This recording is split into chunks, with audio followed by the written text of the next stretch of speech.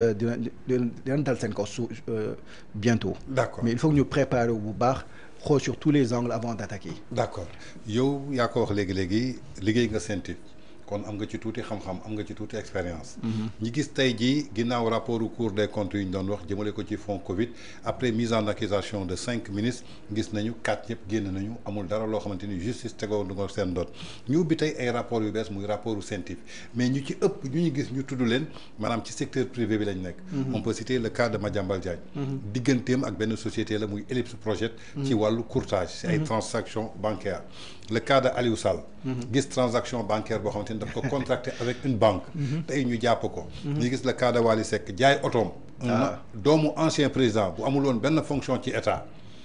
ñu jàpp ni que loolu blanchiment de capitaux alors que CENTIF da doon liggéey jëmale ko ci wàllu blanchiment de capitaux ci loi 14 février 2024 bi nga xamante ni moom lañ tegoon ak wàllu terrorisme mais ba tey jii ñu jàppagum ci CENTIF yëpp ñii ñu rek leen mandat de dépôt ñii ñu cautionné amul benn yoon foo xamante ni wane nañu ko xaalis bi kat dañuy njort ci trafic ci drogue bi la jógee wala ci affaire terrorisme bi tey ban leeral nga ñuy indil ci CENTIF actuellement nu muy doxee ñu bëri aussi jàpp ni que ki fa nekk maanaam dafa am benn politique bu nekk ci biir. Voilà foofu nga war a commencer. Parce que CENTIF. Voilà. Avant c'était pas politique. Voilà. Et ñu ko doon jiite ils étaient pas politique. waaw te ñan la ñoo ko doon jiite. Mais malheureusement tey dañoo gis ne ñu koy jiite. wala ki koy jiite exactement. il était politique avant. waaw. et muy doxalee sa wane na ko. parce que CENTIF yàgg na Sénégal mais ñu bëri xamuñu woon CENTIF. ñu bëri xamuñu ko woon ñu ngi koy soog xam atum ren bi. CENTIF mu ngi Sénégal depuis 2004. waaw. parce que après les attentats du 11 septembre 2001. bientôt 21 ans. Les États-Unis avaient créé des services de renseignement financier. Ils avaient installé ça partout dans le monde. ñoom ñu tuddee seen bas FinCEN France tuddee basam TRACFIN. Afrique ñu bëri tuddee seen bopp CENTIF. pour bañ état sa dugg si. su la nommé directeur tant que sa mandat jeexul. kenn mënu la wàccee. ba pare man temps fa doon liggéey xaw ma nag change na wala changé wul. dañ ne état du financier CENTIF c'était pas l'état c'était l'UEMOA qui finançait la CENTIF. l'UEMOA.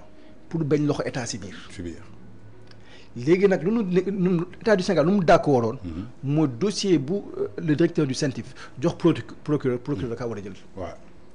mais le but c'était xool l'argent fu muy jógee. est-ce que c'est pour financer le terrorisme wala c'est pour le blanchiment d'argent. ñun loolu doon def. en temps nag si ça a changé man xaw ma si dara. léegi ñun lu ñu doon def il y avait un rapport préliminaire ak benn rapport final.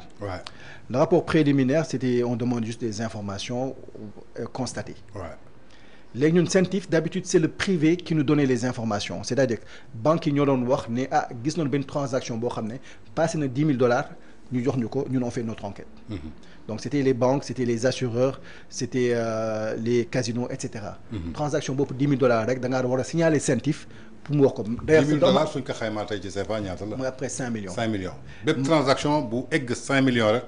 voilà dañ ko war a jox CENTIF. man sama société CENTIF nous a contacté ne c'est qui notre pour nous donner un point de contact dans votre société boo xam ne mooy waxtaan ak ñun. donc ils contactent les entreprises. Donc les entreprises déclarent. Quand il y a des transactions supérieures à un certain. léegi soo déclaré ils font leur enquête. su ñu defee enquête bi après ils font le rapport. mais l'enquête là nous on dit pas telle personne est coupable ou pas.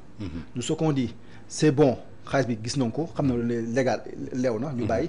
wala ñu ne xaalis xamuñu fu mu jógee. su dee xamul fu mu jógee yow procureur da ngaa war a jël dem defi enquête. le temps ngay def enquête nag da ngay bloquer xaalis bi. mais léegi ñu lu ñu gis CENTIF day joxe rapport rek gars yi tëj. c'est que j'ai l'impression dañuy tëj ba pare soog dem enquête.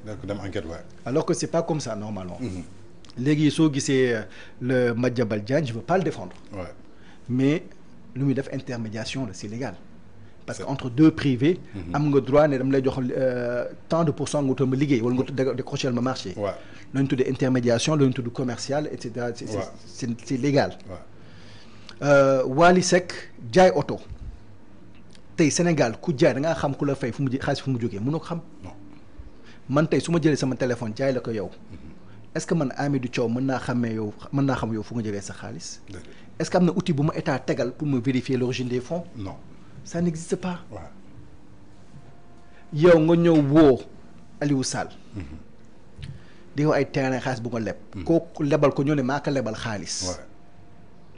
malgré ça ñu ne dafa war a fay ay caution lii su nekkul acharnement lan la c'est-à-dire qu'on est en train d'utiliser le poids de l'État pour éliminer des gens et ça c'est pas normal État xaaruñu ko pour muy xeex sénégalais woo di leen sonal lu ñu xaar mooy jàppale sénégalais yi sénégalais c'est une place de prison les Abdou Nguer là on devrait les juger depuis longtemps mais est-ce que seen type mën nañ fa génne détournement de deniers publics man daal en tout cas bu ma fa doon liggéey ñu doon après li nga expliqué détournement de deniers publics waru fa mën a am man bu ma doon liggéey c'était juste l'origine des fonds si on vérifie l'origine des fonds c'est bon on met dossier de si on n'arrive pas à déterminer ñu wax procureur nekkoon leen liggéey bi mu ubbi enquête man loolu laa doon defee te moom su ubbee rek automatiquement day bloqué xaalis bi ñu loolu noonu amoon mais nag yàgg na entre 2008 et 2025 xaw ma lu xew ci diggante bi des choses ont pu changer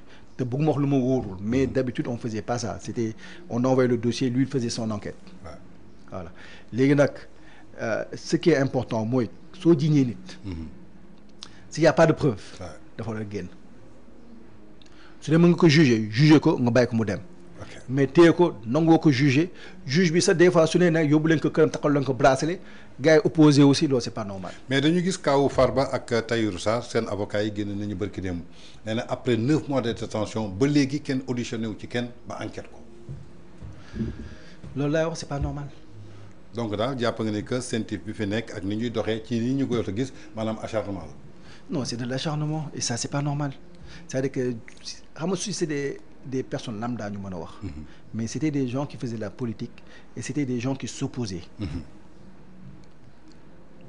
et du loo xam ne daf noo bett parce que déggoon nañu ne premier ministre di wax ay Farba Ngom et cetera et cetera il les avait tous menacés avant mu yegg au pouvoir que ce soit Lat Diop que ce soit Aliou Sall que ce soit Mansour Faye que ce soit Farba Ngom et le pire on voit tey aujourd'hui au Sénégal gis nañu des gens qui sont pro-pouvoir ñu def lu graaw et pourtant on les a jugés rapidement bàyyi la ñu dem même un pro-pouvoir Mohamed Dieng patron de 1xBet CENTIF l'a épinglé il n'a même pas été convoqué l'autre la Saliou la dame oui la fille qui est à Sans Limites voilà qui a été citée dans ce rapport bërki démb mu saaga toute une communauté discrimination raciale ñu auditionné ko bàyyi ko mu dem un journaliste Soya Diagne qui fait un simple post poser question on l'a mis sous mandat de dépôt non xam nga loolu laa wax xam nga c'est-à-dire que Sénégal instant yi nii ils sont en train de regarder comment on va faire pour éliminer tous les gens qui nous dérangent c'est pour ça c'est très dangereux en ce moment de faire de la politique